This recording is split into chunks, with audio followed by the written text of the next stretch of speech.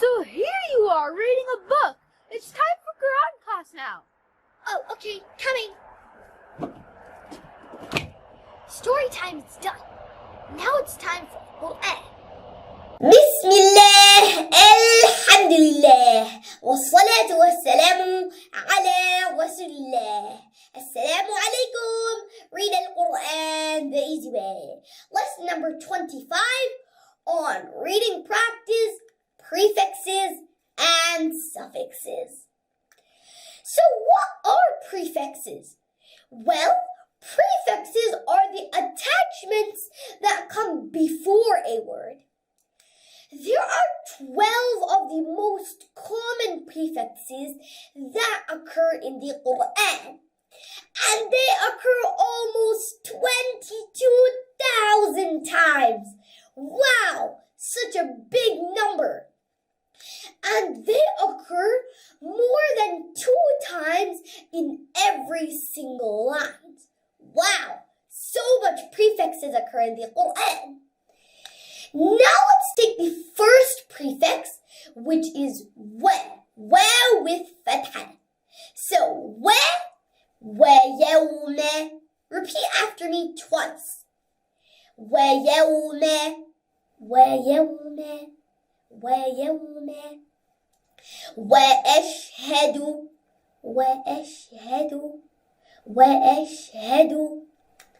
And فأولئك فأولئك فأولئك فرجع فرجع فرجع ب as in بنعمة بنعمة بنعمة برحمة برحمة برحمة لي as in لبلد لبلد لبلد ليعلم ليعلم ليعلم ك as in كعصف كعصف كعصف كمثل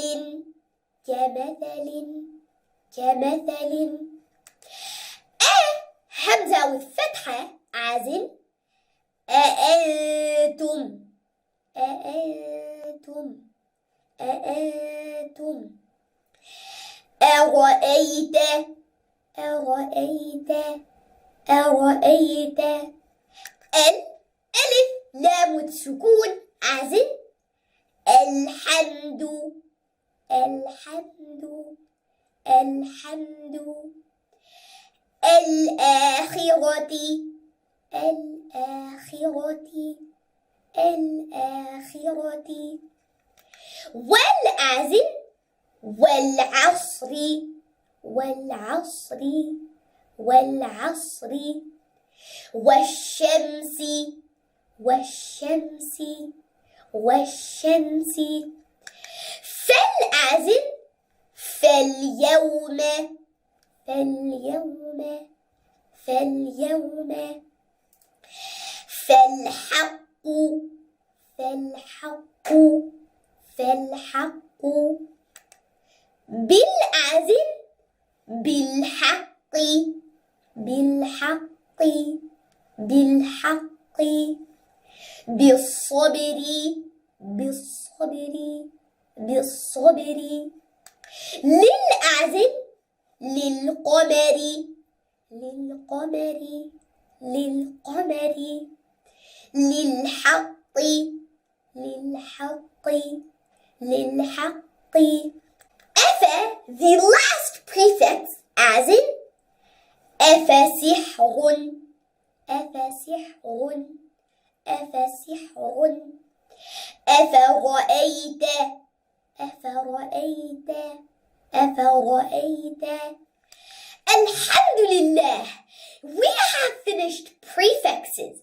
Next lesson, which is the last part of the series, I'm going to teach you suffixes. So see you soon in the next part, the last part of this series. us to recite, understand, implement, and propagate this Quran. Wassalamu alaikum wa rahmatullahi wa barakatuhu.